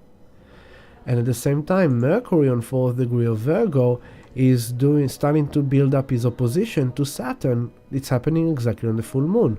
And so Mercury opposing Saturn is like, Mercury in Virgo is like, can you please bring me that folder about that business deal we need to sign? Thank you. And suddenly the folder comes, and you go like, whoa, just a second. I thought I understood what it was about, but it's a bit different than what I thought. I'll get back to you. I need to check into the details. And so Mercury in Virgo is looking at the details, looking at the fine print letters. Before you go and buy a car, you need to read exactly what happened to the car in the past. Before you sign the contract, you need to read the disclaimers of what you're signing into. And so Mercury opposing Saturn is helping us to kind of pause, stop, pay attention, don't just jump into conclusions. Saturn in Pisces, don't worry, I've done that 1,000 times before, it's okay, that's how it works, just do that. And your employee comes to you and is like, I'm sorry if it means that I've disobeyed your order, but actually I didn't feel right about it, and I had to look into it and actually found quite a few significant errors that we shouldn't approve of. What do you mean? Show me. And suddenly your employee show you is like, oh my god, thank god you found that out. Wow, good on you, I'm so proud of you. You're amazing. You know, nobody ever did some due diligence in this office before. You just saved us a lot of money, thank you so much. One example. You as an employee have done the dirty work, looked into the fine print details, told everyone stop, you didn't get Saturn in Pisces, you didn't understand it correctly, there is some things you didn't pay attention to because you were a bit loose, a bit delusional, or a bit deceived by that person, by that con man or by that salesman, and suddenly you as the employee received this Jupiter. You took the action to tell your boss that something was not correct and he should look into the details, and suddenly Jupiter trine Mars, and you got rewarded for that by being recognized, being acknowledged, being valued, and you even got like a free massage voucher as a reward. Wow. One example. We can take it into many other things, you know. People go, and I don't know if you've seen, I've posted in the community, but there's all the hype about the world coin. What is a world coin? Sam Altman is this kind of like another one of those entrepreneurs and philanthropic and blah, blah, blah. He's the one that created the ChatGPT, the AI. And together with the AI, he has created a cryptocurrency that is called World Coin. And he did this orb. And he took this orb into different places around the world, starting from third world countries, of course, because it's easier. And if you allow the orb to scan your irises, it will give you a digital identity, and you will get some incentive of world coin into your wallet. And people has been lining up. There's already like more than 2 million people have done that. People lining up like crazy. Every 8 seconds, another person approved. And Bitcoin is sitting there on 29,000, 30,000 US, dancing there, waiting for people to believe in the real king. And people fall for this bullshit. So, heads up, WorldCoin is not your friend. Don't mess with it. And you know, tell your beloveds, if they really want to own something of value, to study Bitcoin. But if they're gonna go and jump into WorldCoin because it's AI, as it's a new hype and it's the future and it's the this and it's the that, and you just scan your iris anyway, we're going to do that. This is the ships are being led into slaughter. So by looking at the fine details and understanding what it is, it's like, hey, no, mom, you don't want to do that. Look what they're forcing you to do. Oh my God, thank you for letting me know. And so this is building up for us the energy for the full moon, which is happening on Wednesday early morning, Tuesday night. And so I'll take it to the full moon. By the way, one of the things that happened on this Venus conjunct Mercury in alignment to Pluto and Neptune is that yesterday there was the media conference that the high authorities exposed on that kind of court hearing, that although the exposure of the information was still pretty kind of coded and not so informative, but there was that hint released to mainstream consciousness people, populace, that the US government has found extraterrestrial UPIs with some unhuman biologic bodies. And so the government of America is slowly introducing that narrative to people that, hey, guess what? We're not alone. We have spaceships, and we have actually beings that we found that are not humans that we are exploring, but we can't tell you a bit too much right now. So what you're seeing is the Future Awareness Report prediction of the alien narrative coming in, and the opening up of human consciousness into the existence of extraterrestrial races, out of space beings, which is going to create massive transformation and evolution for human consciousness, because guess what? It shakes all the past beliefs of our origins as human beings. So this is a process just beginning on this message that is coming through Neptune and Pluto into Venus and Mercury. Interesting. But let's go into the full moon now on Wednesday, 4:31 a.m.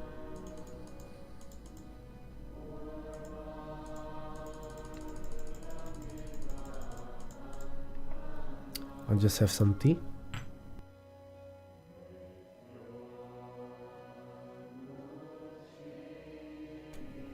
Okay. Chat room. Active Creative, Port Douglas, Eugene, Valerie, and Little Rica, hello. And Simone, hello, beautiful Simone, welcome. Brother Steven, I love you too, brother. You're also awesome. So, full moon in Aquarius.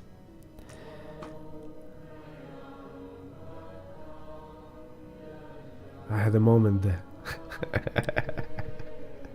The sun is on 9 degrees 15 minutes Leo, in opposition to the moon on 9 degrees 15 minutes of Aquarius.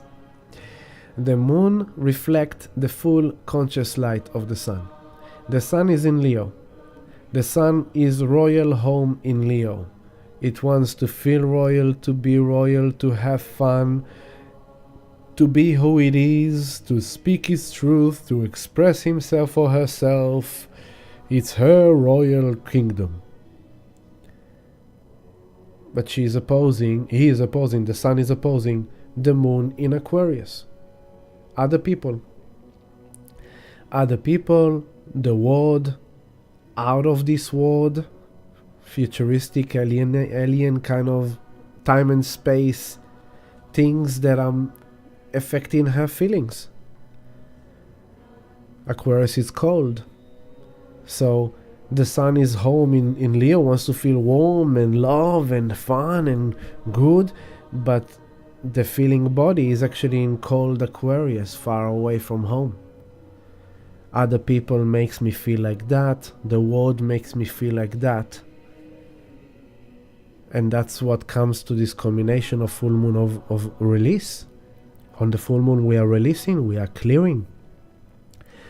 And so the moon in Leo, guided by this Venus-Mercury conjunction tonight with Neptune-Pluto, followed, and then on the full moon, look, Mercury here on 5th degree 13 minutes, Saturn 5th degree 39 minutes, the opposition is already there, so Mercury is keeping us grounded, practical, meditative. Just meditate in presence, in stillness. Mars on the 13 degrees of Virgo is trining Jupiter. The blessings, the expansion is by taking action home with our people, with our loved ones, with our existing job, existing finance, existing relationship, by taking action in our home, taking care of business to clear the energy, to feel better, to have better feelings, to feel good, is by taking harmonious actions at home that can help everyone feel even happier, even more love, even more expansion. Mercury is pausing us with Saturn, saying like, pause, don't just jump, don't just leash out as a sun in Leo, don't leash out on people and just say, you know what, I'm over you. And then you do in the South Node in Libra, Chiron in Aries, you are going to blame the relationship for why you feel unsexy. Well, I already mentioned that at the beginning, remember? You're blaming other people for not feeling good. You're blaming other people for not being loved. Blaming other people and the world for feeling like shit. For not being sexy. For not being attractive. For not feeling royal. For, you want to feel that, but it's the other people. It's like, nah. That's the subconscious, unconscious shit that you need to pay attention to in this current energy. So this full moon is offering us a good release and clearing of the messages we are downloading now that are guiding us to kind of say, like, no, other people are not responsible for you feeling royal. The world is not responsible for you feeling like shit, or not beautiful, or not royal, or not sexy, or not desirable, or not loved. No. That's an easy throw out. You're putting it on other people. No. Don't make other people feel like shit because you feel like shit. So it's kind of like, no, just like release what other people told you. It's like, oh, you went to walk and someone gave you shit vibe at work. Other people, Aquarius. You went down the street and someone gave you shit. Now you left that person in that street, or you left that job place, you're back home, you're home with yourself. Why are you still carrying that shit? It's their shit. They gave you shit. But you're the one who's holding on to the shit. So get rid of the shit. Put it away, smudge it away, clean it away, wash it away, go to the shower, go for a walk. A positive affirmation. I had a lovely lady coming for healing, and her mother is going through some very tough time in her life, and she gives the shit to her. And the poor Baba came to me, so beautiful, so pure, so like a beautiful lotus flower just waiting to bloom, but feeling like shit because the external environment giving her shit. And so, it's what I love my job.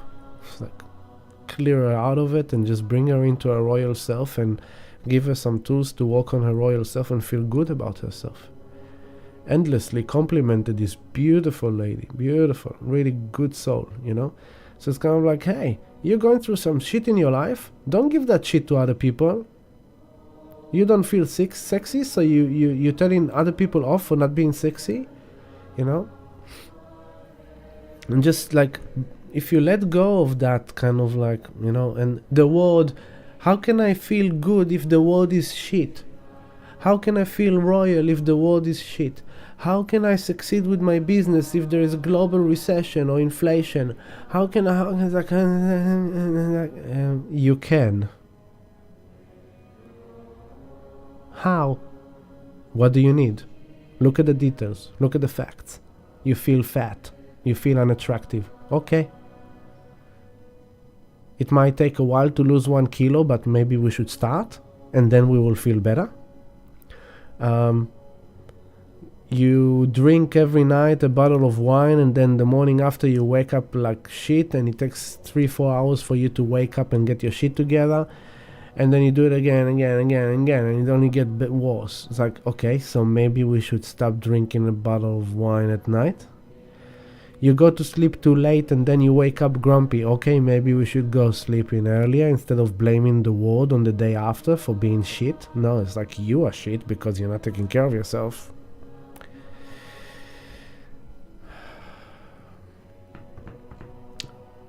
So it's a very grounding full moon, and because we have like a lot of Earth. We have Jupiter and Uranus in Taurus, and Jupiter in Taurus is trining Mars in Virgo, which is also Earth sign. So by being practical, by doing the work, by just fixing things up, and just small actions, just clean the environment, clean the body. It's definitely, with Mercury and Mars in Virgo, it's definitely great to smudge your house on this full moon, clean the energy, smudge yourself, clean your crystals, clean your home, make it look beautiful. You want your home to feel like a royal kingdom, make it look like that, clean it, tidy it up, fix things up. Detox your diet. Virgo, Pisces, detox. That's the axis of detox. And so it's like Mercury with Saturn is helping us pause and really take notes and really pay attention before we say something, or we allow our subconscious to kind of leash out. And it's like, no. Release what other people give you. Release what other people tell about you. Release also, if you want to shine and you want to be this royal Leo king, you have to let go of what other people might feel about you if you change. What other people will think about you if you change. If your soul is guiding you to change something, just freaking change it. If other people don't like it, they will go away, and that's okay. Other people will replace them, which will like you very much. You know? If you are a Chinese doctor and you want to do belly dancing, just belly dance. Be a Leo. Do your thing. What do you care what other people... I don't care that everyone's looking at me now doing this. That's what I want to do. It's like I'm home. I'm cool.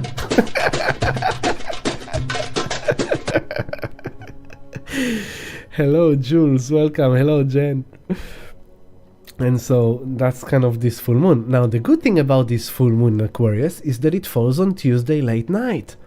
And so on Tuesday at 7 p.m., Tuesday the 1st of August, we're starting August with the full moon in Aquarius. And so Tuesday the 1st of August, 7 p.m., I will be at Here Yoga doing sound healing meditation for this full moon in Aquarius, literally on the night of the full moon. How blessed are we? So feel free to join me, to book yourself in. I forgot to say it at the beginning, but you can find the booking system link in the blurb of this movie on YouTube, also in the bio of our social media, and through healingdelight.com you'll find the booking system link there. You can book yourself in for this awesome full moon Aquarius sound healing meditation on Tuesday night. If you need some private healing sessions, there are times available there as well. And yeah, that's how you can kind of come, join, do some work, come take care of business. Mars and Mercury in Virgo. Take action to discipline your mind, to meditate, to ground. Come and enjoy the medicine of Neptune in Pisces, music, healing, with Venus in Leo. Let us make you feel good. Let's bring you back into your peaceful, royal, loving self by clearing you out of the world and how the world affects you, Aquarius. How the world affects you and how other people affect you. Come into your own radiance and come back into your own royal love, and let's discipline the mind and let's discipline your actions and take healthy action for your well-being. Last sound healing meditation on Tuesday, I was having a bit of a funny day. I was processing something deep, or not quite myself. And I went into the sound healing and I've done my work, I've been in service, I've helped some souls, and I'm so happy I did. And after that I came home and I was like, thank God I'm doing sound healing. I feel so much better. I am constantly witnessing in like all these years of doing sound healing. It's so awesome. It's so beneficial. Even if you're having a meditation that you don't really think that you meditated or relaxed or this, it shifts your energy. It changes things inside of you. It moves energy. So I came home last week from sound healing thinking like, far out, I feel so much better. I just feel good. I just feel better. It really helped me. It really shifted me. And so I constantly witness the healing power of sound. And I truly believe in that. So come and join me. We'd love to have you with us. Other than that, your free support, please press like on this movie, subscribe to our channel, spread it with your friends, and share it with people you think might be interested in it. That will be great support you can do for me. And if you want to support further and become part of our community, join patreon.com/healingdelight. This is where we are every day buzzing and talking and communicating and sharing. So this is the chart for the full moon in Aquarius, and the full moon itself on the 9th degree is square in Jupiter. And so although Mercury opposed Saturn is helping us take a pause and reflect and be mature about it and think before we kind of like say lie, or before you cheat, before you lie, before you have an affair, before you jump on the new love or the new romance. It's kind of like, whoa, let's take a pause and really look at the details. Before, it's like I had this lady came to me and she's in her divorce process, and while she's in a divorce process, a man from her industry who is in very good position straight away jumped on her, hooked her up, already slept together, already kind of in a relationship. And I go like, I can't tell you what to do, but are you chasing safety? I mean, you're still divorcing, you already jumped in this, and it's kind of, you already planned for you this and planned for you that.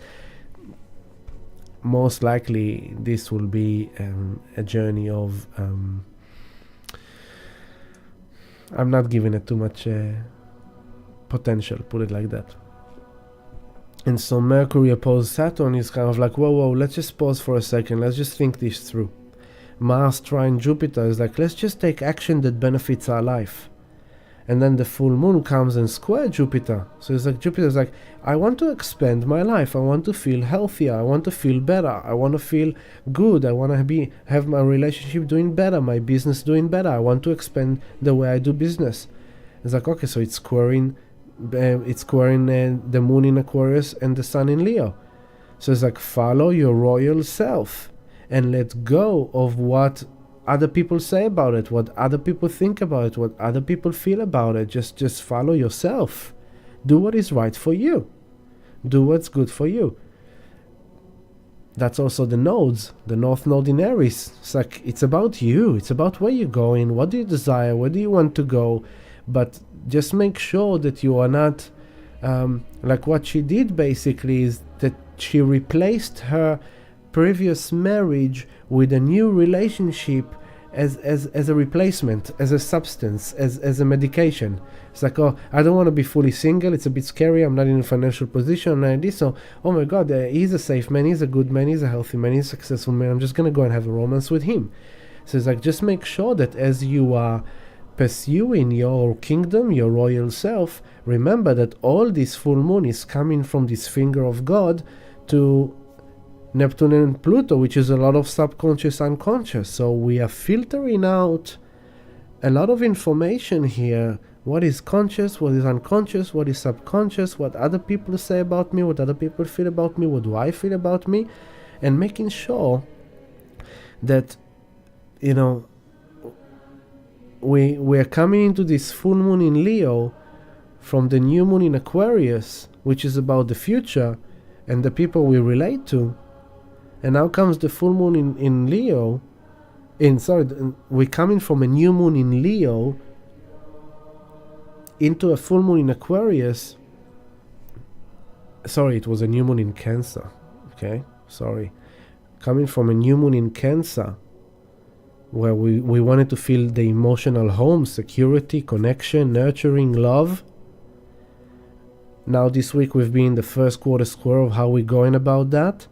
Now this Tuesday comes the full moon in Aquarius, saying, okay, so what kind of people we need to clear out of our life? What kind of other people opinions or the world opinions or feelings we need to clear out of our life in order for our home, new moon in Cancer, to really feel safe and nurturing and connection. And so in order for us to manifest the new moon in Cancer intention, comes the full moon in Aquarius to help us release the external world, how the external world affected us, influenced us, other people's opinions, feelings, what they say, what they do, other frequencies, through the Leo, through the coming back to our royal self, to who we are as a soul in this lifetime. And for that, Venus aligns with Neptune and Pluto together with Mercury to receive this message, this download, this realization of who we are as a soul on our soul evolutionary path, and what is important for us to realize, understand, assimilate, change for our soul evolution in order to manifest the new future chapter that is ahead of us, but we're not there yet. We are doing the dirty work right now. To top that up, Chiron has been retrograding. I need to finish soon. Chiron has been retrograding since Sunday, and I shared this with the community this week. Chiron retrograde on the 1956. Chiron is going to go all the way back to the 15th degree, and then he's going to move forward, and he's going to be back here on a new moon solar eclipse in Aries, the new astrological year of 2024. Super powerful new moon solar eclipse in Aries. Very powerful.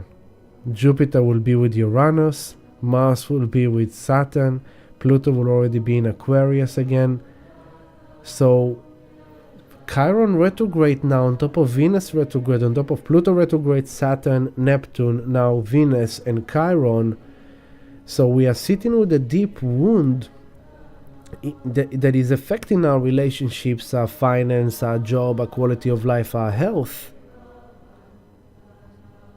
As we are pursuing and seeking a new sense of self, a new identity, we need to be careful that we are not replacing, supplementing the existing with a false subconscious pattern of jumping, for example, from a marriage to an affair. So a woman, her marriage breaks down, so towards the end of the marriage she's starting to have an affair with a man. As she divorces her husband, that the affair is developing, then she's getting married with her affair, and a few years after, her affair marriage is now breaking down, and as that breaking down, she straight away go and start dating a new man. What is she doing there? She's subconsciously acting, not consciously. She's not really paying attention to what she's doing, but she's jumping from one sinking ship to another sinking ship to another sinking ship, without even understanding what she's doing wrong, what she's manifesting, why she's doing what she's doing, why her relationships break down. Because at the beginning he was sexy, he was beautiful, he was this, but with the time he didn't do this and this and that and that. He didn't say this and this and that and that. So he's not sexy, so he's not beautiful, so he's not loving, he's not kind like she thought.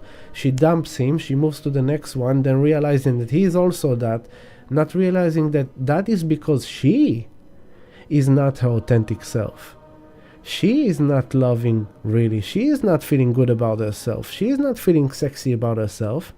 So she's constantly projecting it onto her partners, moving from one partner to another, until one day will come when she'll be wounded enough to come humble enough to understand that she is the reason why her relationships break apart. Hello, Alex. Wave girl, I went to belly dancing class this week. Fantastic, wavy girl. Shake it, baby. Just shake it. Shake it like you mean it, you know. And so very interesting process is going on here. So Chiron retrograde is another node to take note of.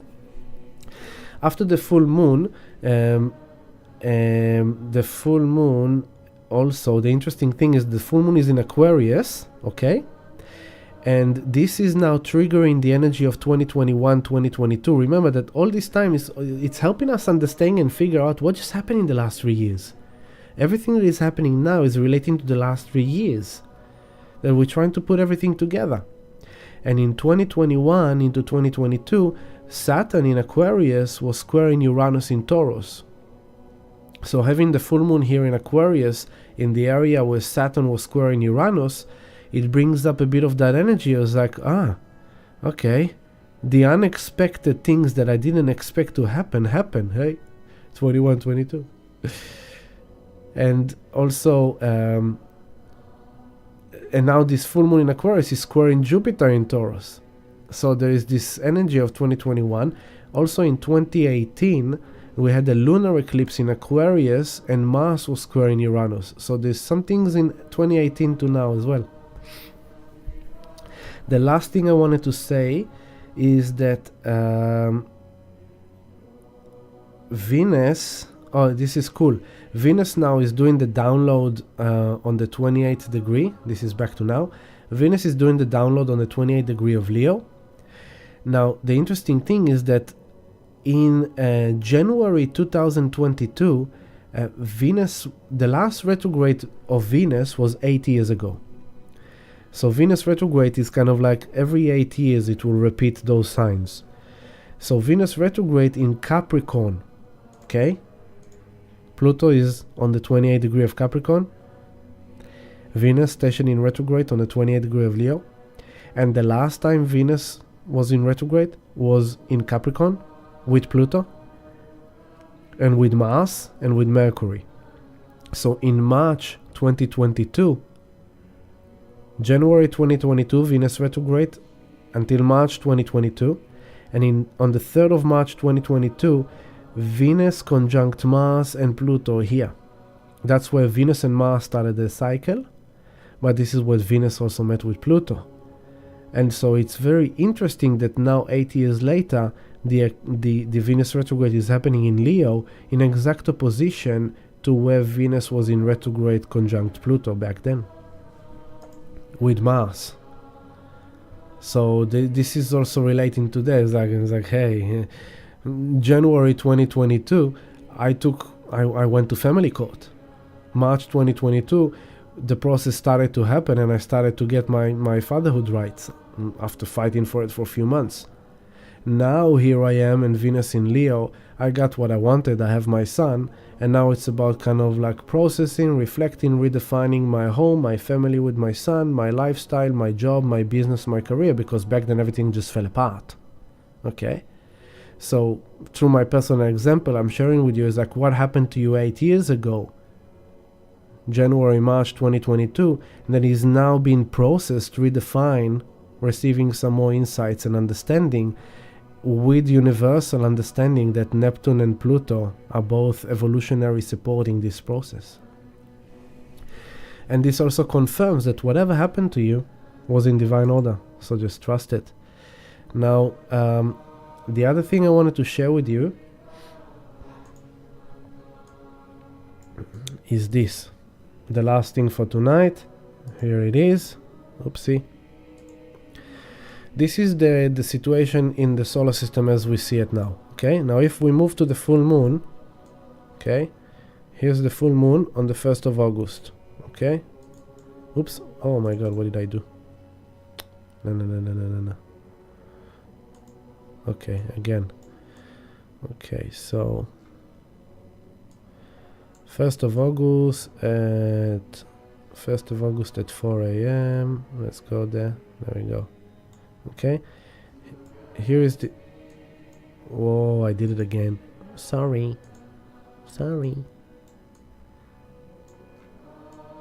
Okay, here comes the full moon.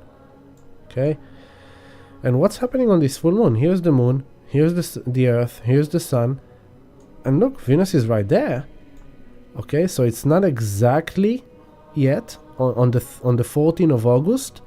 We'll have the exact moment of... There you go, I'll take you there.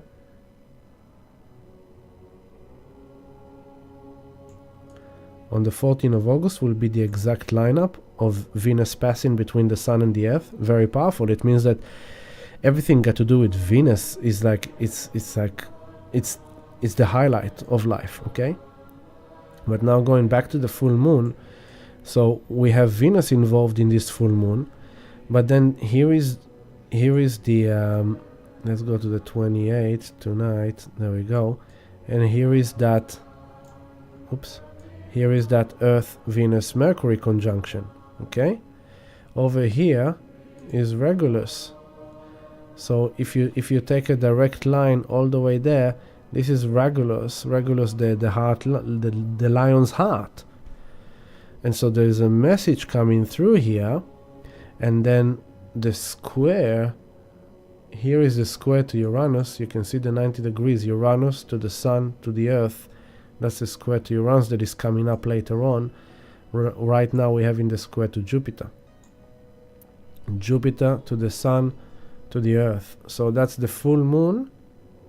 Let's move it to the full moon. Here's the full moon. The moon, the earth, Venus and the sun, that's one line. And then you've got Jupiter squaring it. Okay, so it's like, what are we learning here?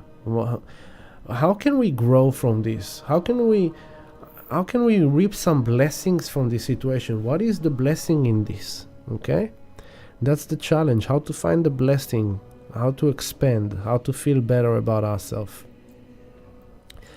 The other thing that is happening is from the sun point of view, the earth has passed Pluto, but now the earth is traveling between the territory of Pluto and Saturn. Pluto and Saturn met here on March 2020.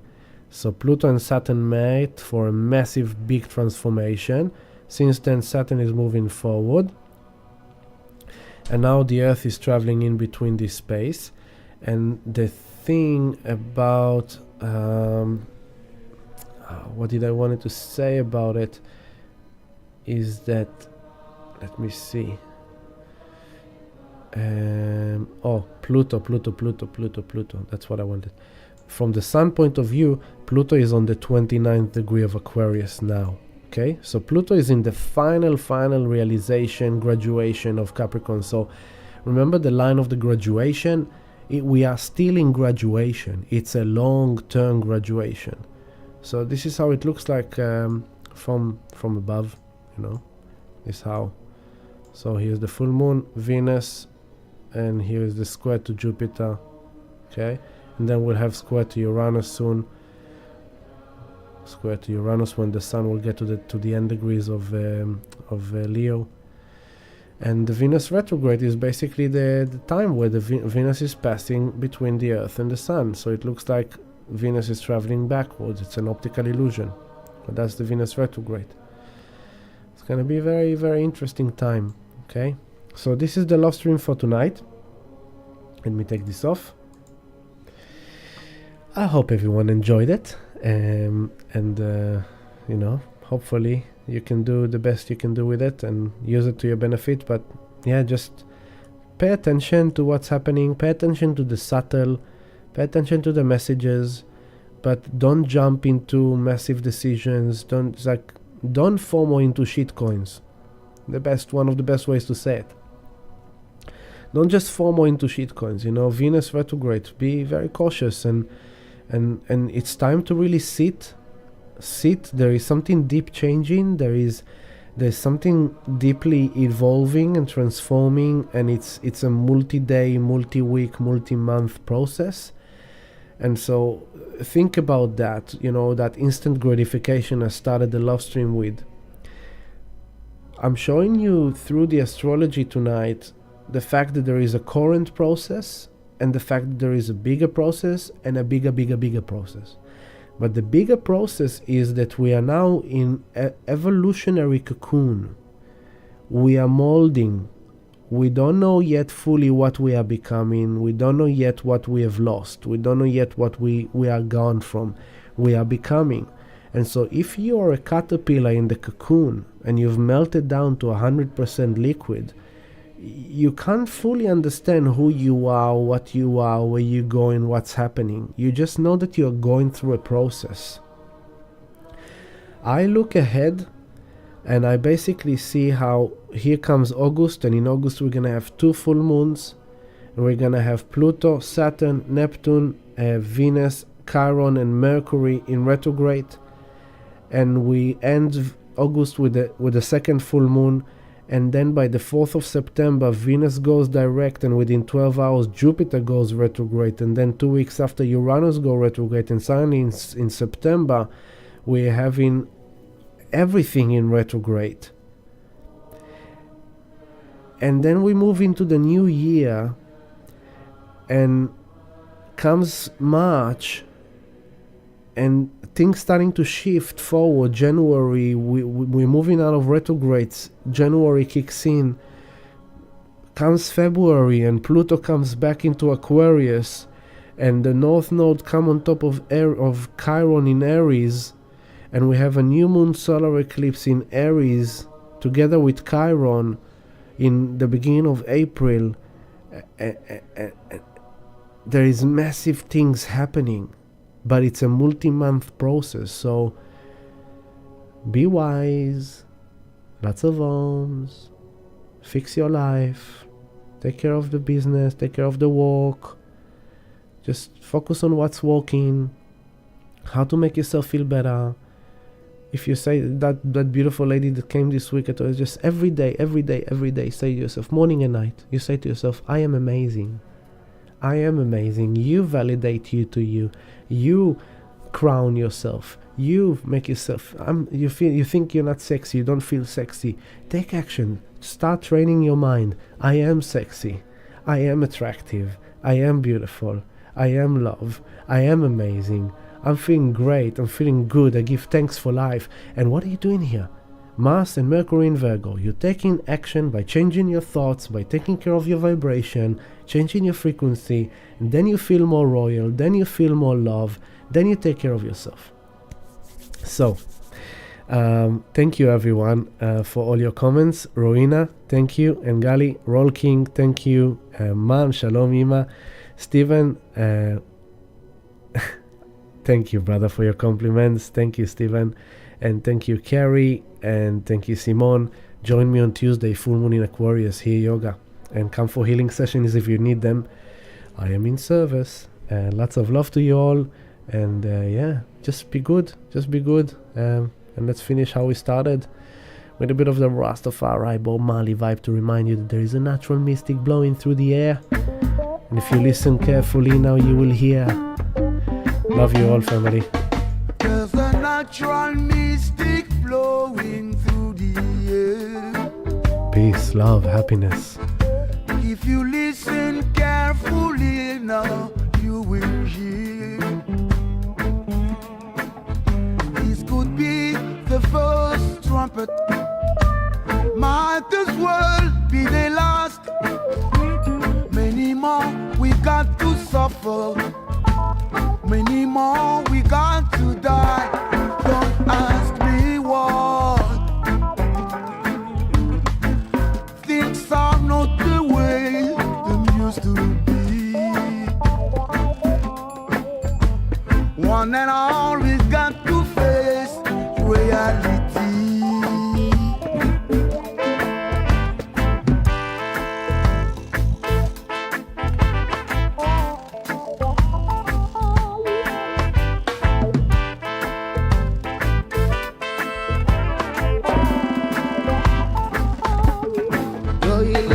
Kala pembungi ya tete